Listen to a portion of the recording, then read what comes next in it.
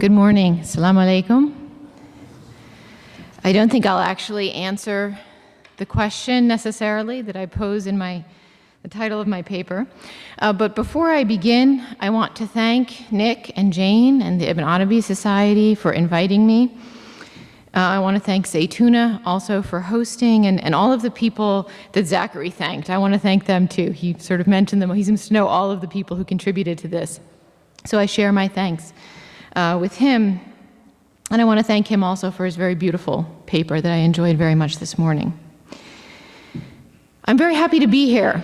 It was very difficult to get here for me yesterday, but as we know, any place that's really worth getting to, there's a hard and long path to get there. So I'm very happy to be here.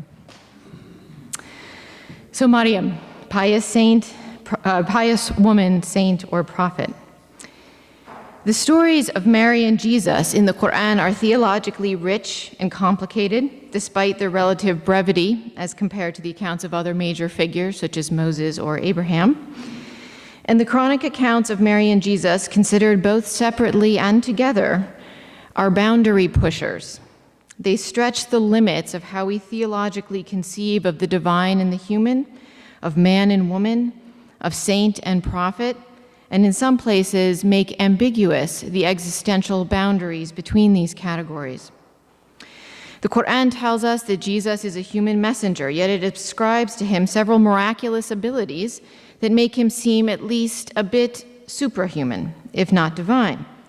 An idea not lost to Ibn Arabi, who in some places mentions that one of the extraordinary qualities of Jesus was precisely that he was mistakenly considered by some, in other words, certain Christians, to be God himself. Not only is he able to escape this world through a means other than death, at least for the time being, but he is able to raise the dead, a decidedly divine prerogative, and perhaps most strikingly is able to form a clay bird, a bird in the clay in the shape of a bird, and then breathe on it and bring it to life, which is an act unmistakably reminiscent of God's creation of Adam. Of course, the Qur'an embeds the mention of these miracles in repeated assertion that this all takes place by God's permission, bi'idhnillah. But even so, these extraordinary parallels to uniquely divine actions are matters which seem to invite reflection. The Qur'an describes Mary as a righteous woman, sadiqa, a term sometimes also used for saint or wali, but she is also described in ways that might seem to take her beyond this category, and in fact to approach the category of prophethood or nubuwah. She is born miraculously as a result of the prayer of her mother. She is uniquely protected from the touch of Satan, an idea which comes very close to the notion of esma, or the protection that in Sunni tradition is attributed only to the prophets. She is granted several miracles, some of them bestowed in private, but some witnessed by others. And she even serves as a kind of guide for the prophet Zechariah, albeit a largely passive one. And of course, she brings God's word into the world when it is cast upon her by the angel Gabriel, the angel of revelation, which she then delivers to her people, albeit silently. And finally, of course, she is a named figure in the Qur'an, a distinction usually, not completely, usually held by prophets, and is implicitly included among the prophets, a list of prophets, a series of prophets mentioned in both Surahs 19, the surah named after her, Surah Maryam, and in Surah 21, Al-Anbiya. And yet mainstream Islamic doctrine, following Qur'an 1643, holds that prophets are always male. وَمَا أَرْسَلْنَا مِنْ قَبْلِكَ إِلَّا رِجَالًا نُوحِي إِلَيْهِمْ. We only sent before you, meaning Muhammad, men, using this word rijal, which is gendered, to whom we had inspired. So on this basis, Islamic tradition generally holds that prophets are only male, but then again, the servants and devotees of the Jewish temple were also only male, and Mary, as we know, crosses this boundary as well.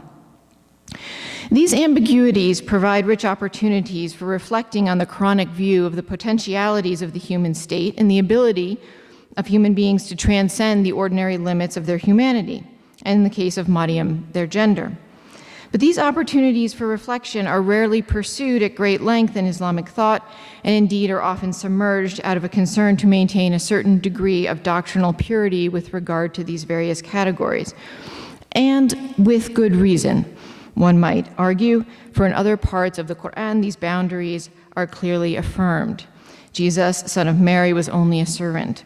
The male is not as the female. The question of Jesus' miracles approximating divine prerogatives is generally not a conversation starter in an Islamic context.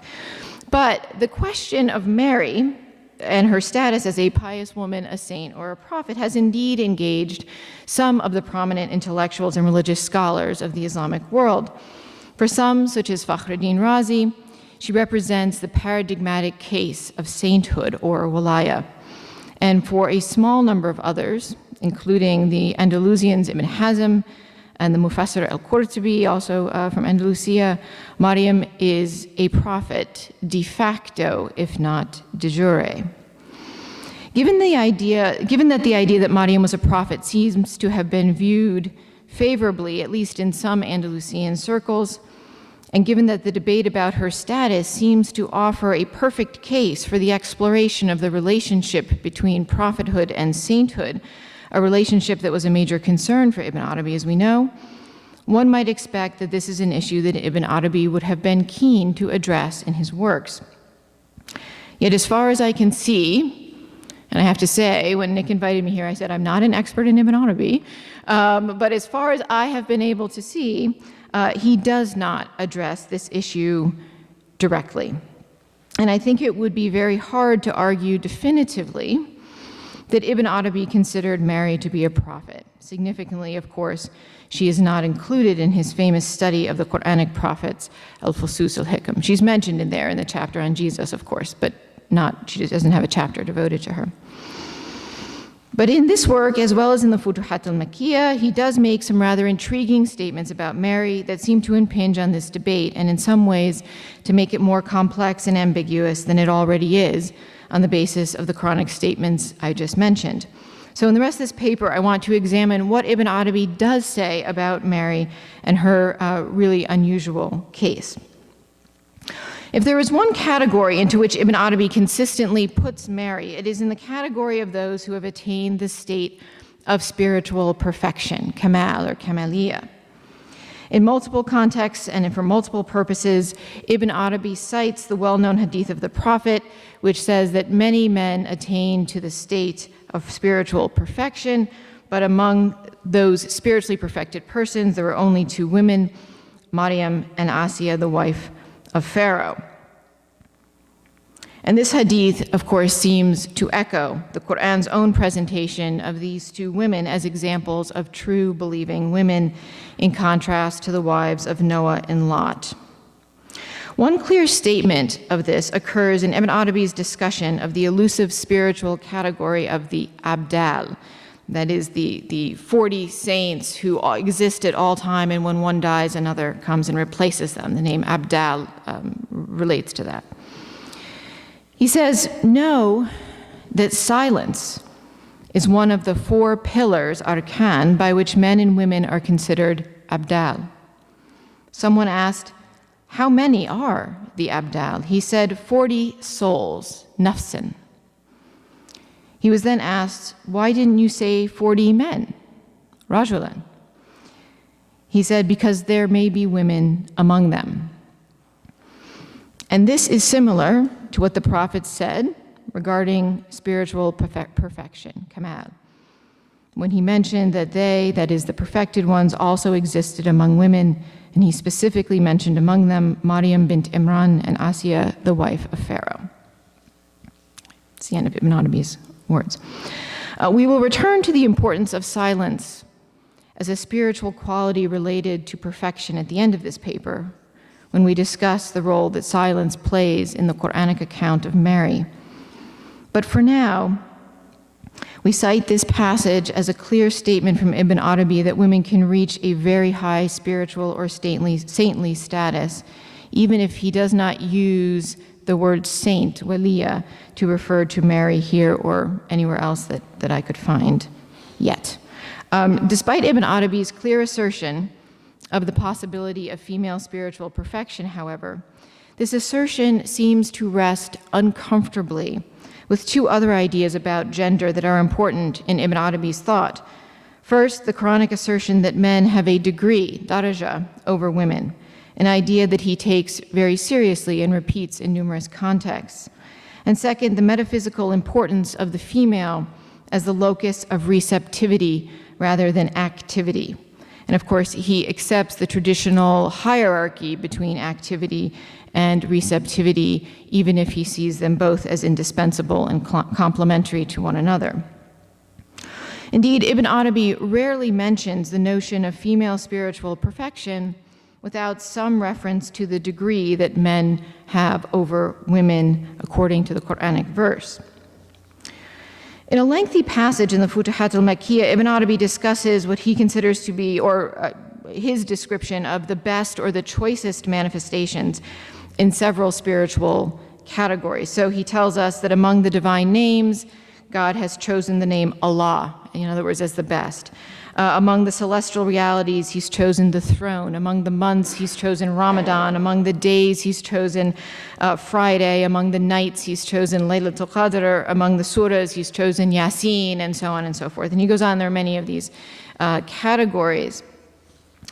And among this list, we find an assertion that the best of all human beings are the messengers, Rusul.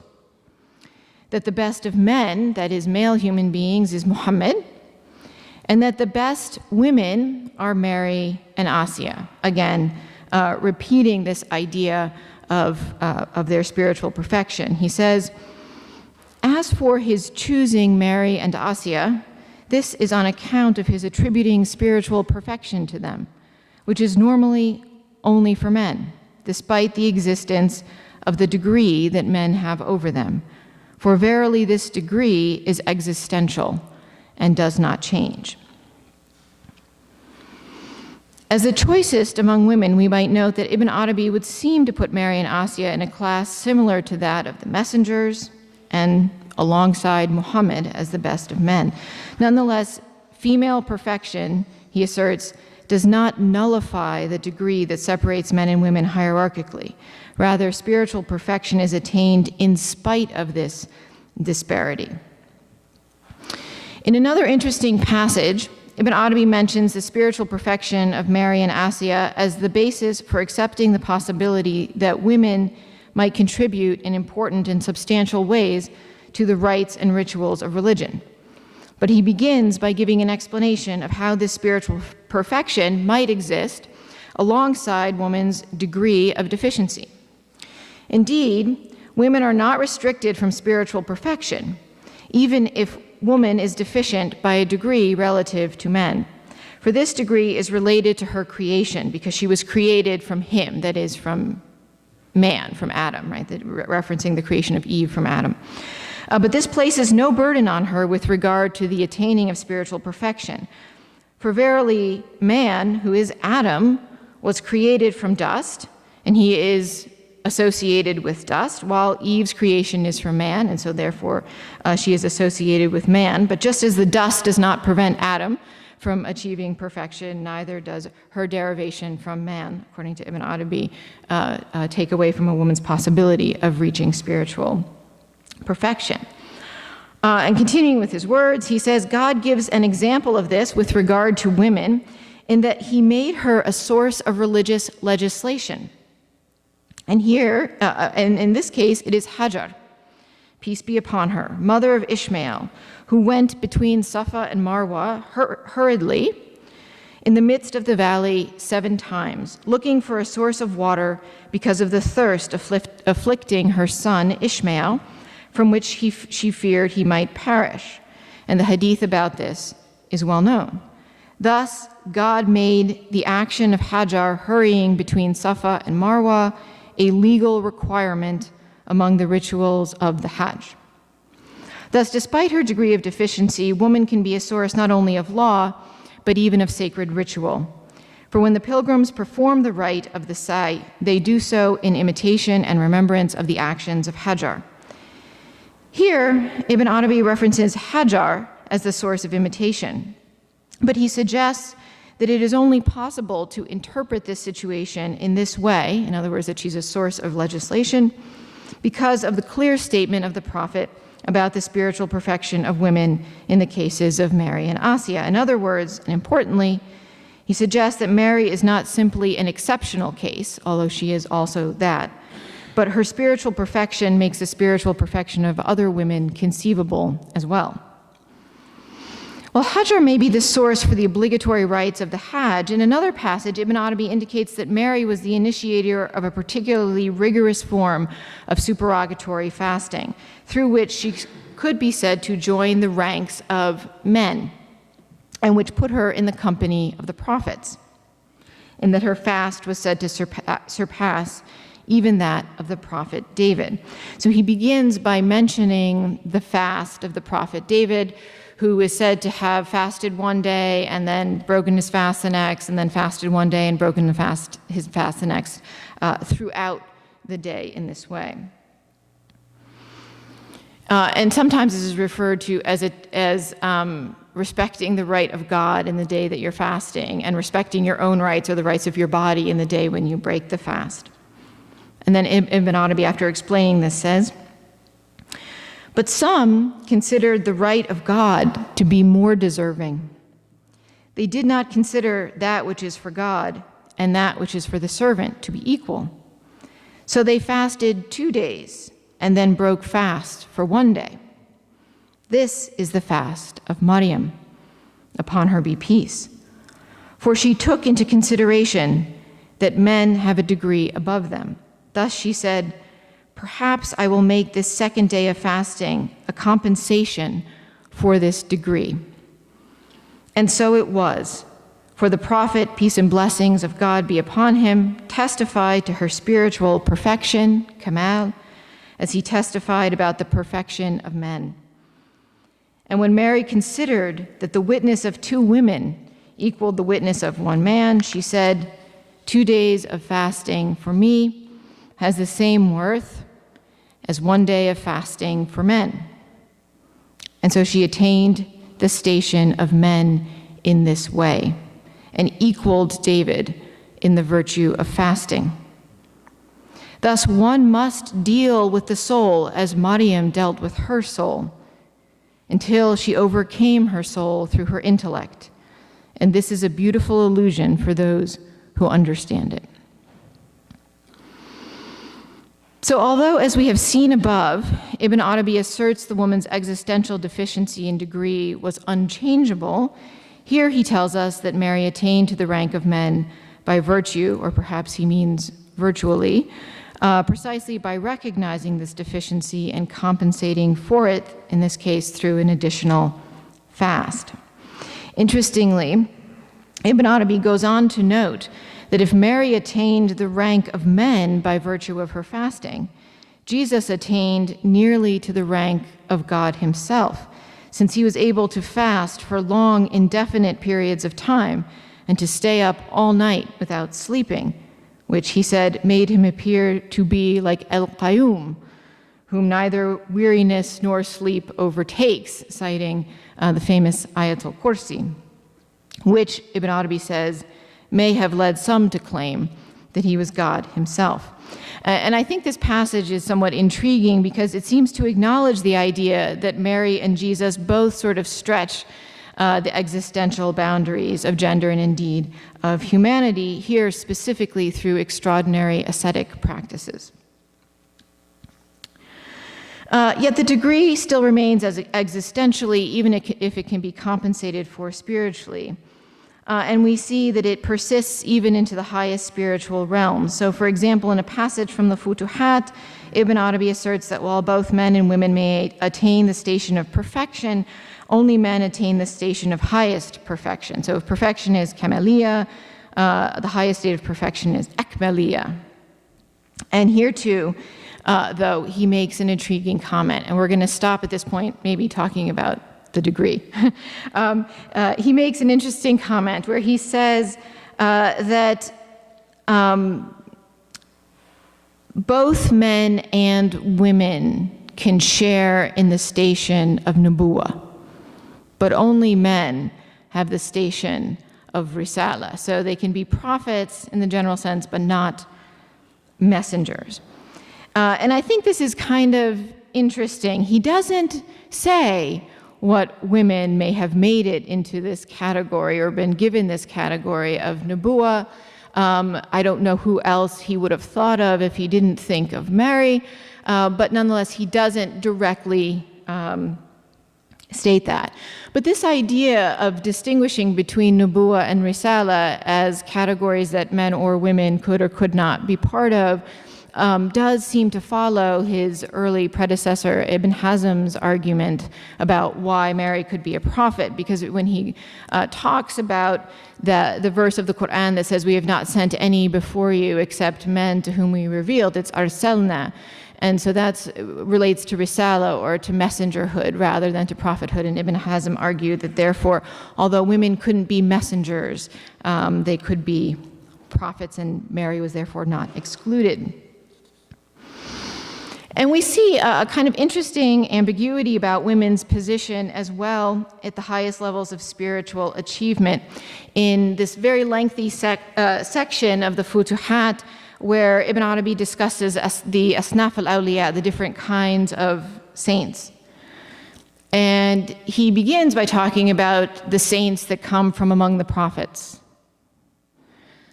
or really the prophets from among the saints, right? Those saints who are prophets, those saints, and then he talks about the saints who are messengers. And then he talks about the saints who are Siddiq, which we know this is attributed to Mary. She's Siddiqa in the Quran. He doesn't connect it to her here, though. And then he talks about the saints who are martyrs or witnesses, shuhada. And here he's very clearly following Quranic categories, right? He's the Siddiq and the Siddiq and the Shahid, right? The truthful one and the witness or martyr. And the Salih, the one who does righteous deeds. These three are mentioned together in verse 69 of Surah An-Nisa. So he's following this. And then he goes on to another interesting list. He talks about the saints among the Muslims, the saints among the believers, the saints among the devoutly pious, the saints among the truthful, the saints among the humble, the saints among those who preserve their chastity, the saints among those who remember God. This is also a Quranic list. This comes from Surah 33, verse 35, where very famously it refers to both the male and female in both of these categories, right? The Muslimun and the Muslimat, right? The Muslimin and the Muslimat, the Mu'mineen and the Mu'minat, the Qanateen and the Qanatat, the Sadiqeen and the Sadiqat, right? And so he has this whole list of the different categories of saints, as I said, beginning with prophets, then messengers, then the Siddiq, then the Shahid, then the witness, then the righteous, and then he talks about these other categories, the Muslim, the Mu'min, the devoutly obedient, and so on. He goes down this list. When he makes that transition, he mentions both Mu'mineen and Mu'minat, Muslimin and Mu'minat, Qanateen and Qanatat. And he says explicitly at the beginning of this section that these include both men and women. And then he says, interestingly, every group we have mentioned includes both men and women, even though he doesn't talk about men and women in those earlier categories. He just talks about it as if there were only men in those categories. But he then says, every group we have mentioned, every group of saints we have mentioned includes both men and women. For reasons that are not clear to me, Ibn Arabi in various places seems to leave open the possibility for women to achieve the status of at least prophethood, as well as the highest levels of sanctity, however ambiguously at times. But when it comes to Mary, who, given his own interpretation of her status and her importance in the Qur'an, would seem to be the best possible candidate for this status, he remains enigmatically silent. I have not found any text where Ibn Arabi clearly describes her as a Nabiya or a Waliya. As we have seen, Ibn Arabi's most frequent reference to the status of Mary concerns her spiritual perfection, which he mentions regularly. Yet while Mary's spiritual perfection is attributed to her in a prophetic hadith, it is evidence from the Qur'an that is usually adduced to assert the possibility that she could have been a prophet. And this evidence is widely known, as I mentioned in the beginning of my paper, the fact that she's the only woman mentioned by name, that she occurs in lists of series of prophets in the Qur'an. And of course, the most significant argument for her prophethood, 10 minutes, no way.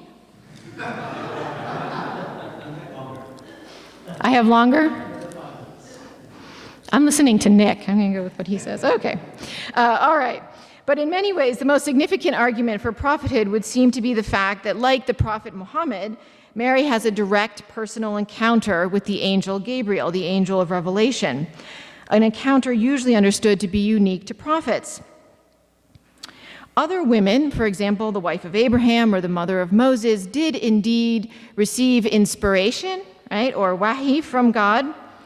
But Mary alone has both an auditory and a visual encounter with the angel. Again, many theological descriptions of prophethood talk about this visual element of seeing the angel as key to being a basis for prophethood.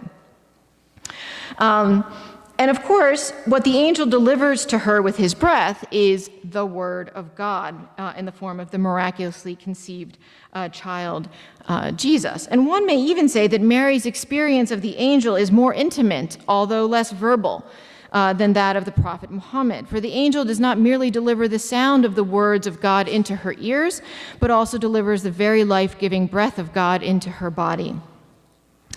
Ibn Arabi spends a good deal of time discussing this miraculous reception and conception, as you may be aware. However, when Ibn Arabi addresses this event, as he does in multiple places, he is primarily concerned with the relevance and significance it has for his metaphysics of gender, including the relationship of activity and receptivity as they manifest in the male and the female. His unusual interpretation of these two events, however, gives no indication that Mary's encounter with the angel suggests her prophethood.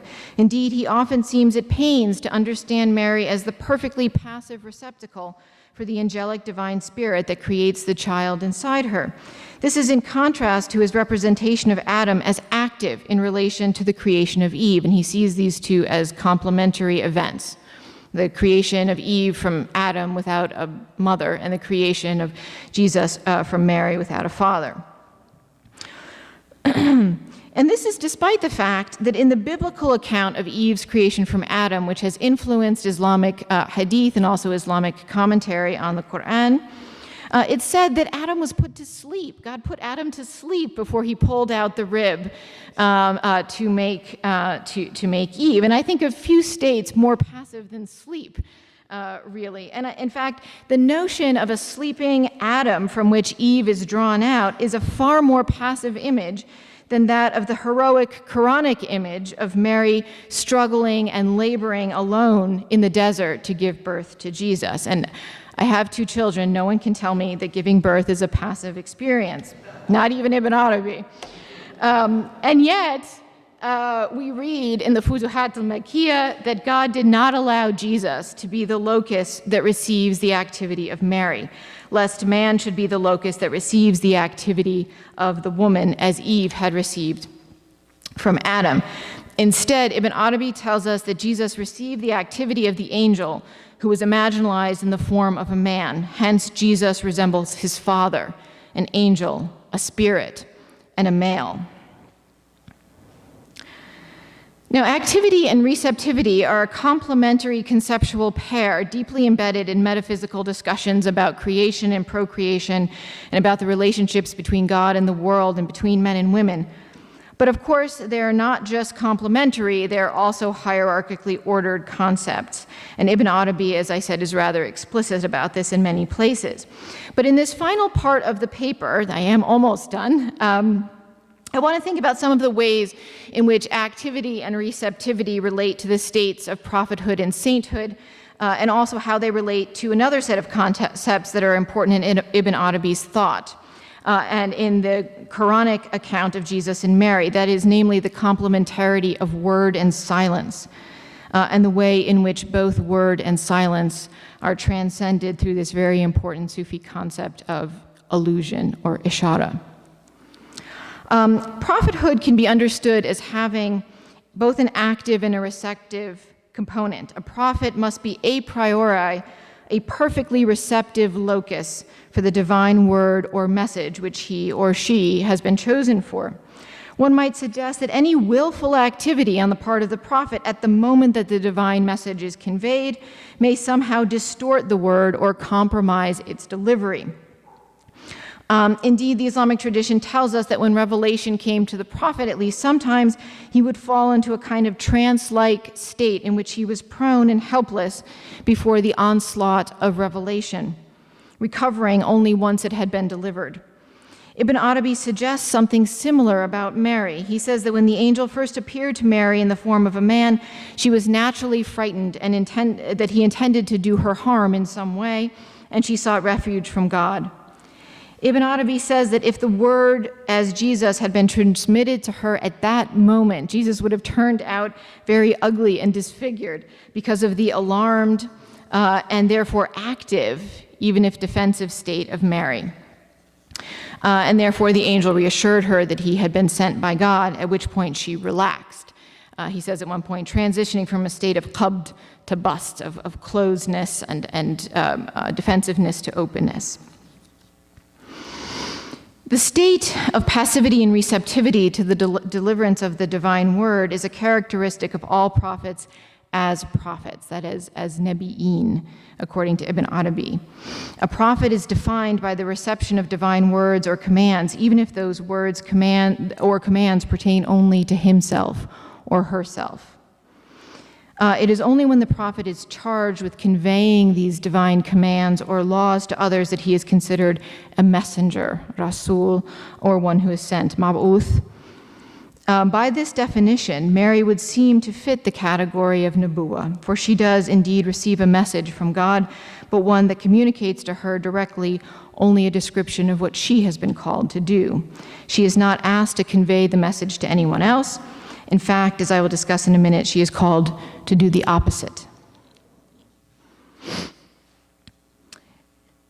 Receptivity to divine grace or communication without the responsibility of explicitly transmitting it is also a quality associated with the saints as distinct from the messengers.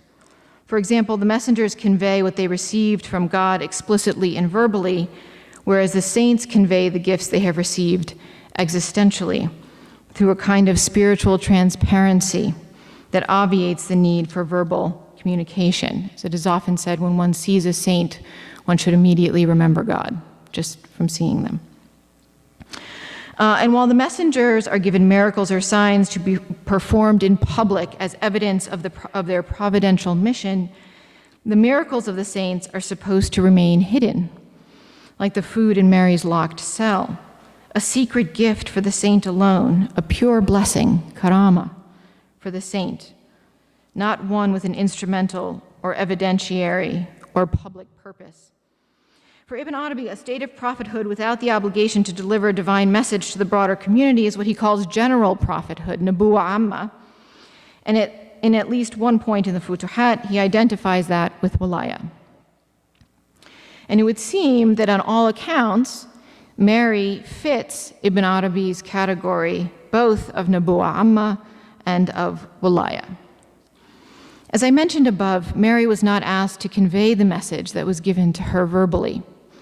Jesus is the ultimate word from God that she received from the breath of the angel Gabriel, and she does indeed convey this word into the world. But just as she received the word from the angel bodily, rather than merely orally, So too does she deliver the word with her body, not with her speech. Indeed, after giving birth to Jesus with her body, she is instructed to maintain a strict fast of silence and to refuse to speak to anyone. When her people see the child and assume the worst about what she's done, even then, with her very life really on the line, she maintains her fast of silence. Instead of defending herself verbally, she communicates through allusion, isharat ilayhi, pointing to the infant in such a way as to suggest that they should speak with and to him. Although her family are furious by what they take as an insulting suggestion on Mary's part, her innocence and silence are vindicated when the infant to whom she gestures speaks in clear and lucid words, communicating his own spiritual state explicitly and his mother's innocence implicitly. Jesus is the Rasul. What is Mary? I'm going to just finish with one statement about silence. Ibn Arabi, we saw at the beginning of the paper, describes silence as one of the defining spiritual characteristics of the Abdal, these 40 saints. But he tells us that a saint can never be completely silent, because silence is a purely negative, salbi attribute. And of course, the saint has been charged with remembering God all the time, right? Dhikrullah. So it can't be completely silent. So he says, for those on the path who choose silence as their means, they are only outwardly silent. Inwardly, they are always invoking God. And he also says that those who choose this path of silence are given by God an extraordinary ability of ishara, of illusion. That even though they have, like Mary, vowed this fast of silence, they are able through gestures to communicate what they need with incredible accuracy and efficacy. And of course, as we've seen, allusion is the very final act that Mary performs in the Qur'an.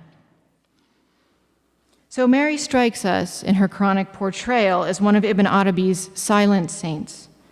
Outwardly silent, inwardly filled with the divine word, communicating only through allusion, allowing the divine word to communicate itself and be brought into the world simply by her presence, by her body.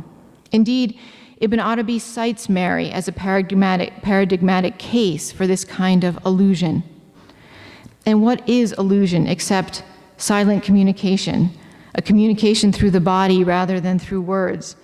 And in bringing together silence and communication, allusion transcends them both. We cannot say that Ibn Arabi either accepts or rejects the notion of Mary's prophethood or sainthood, since he does not express these judgments explicitly.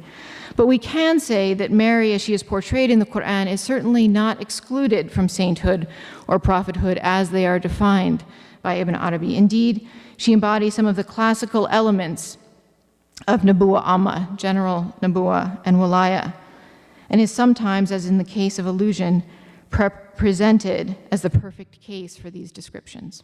Thank you.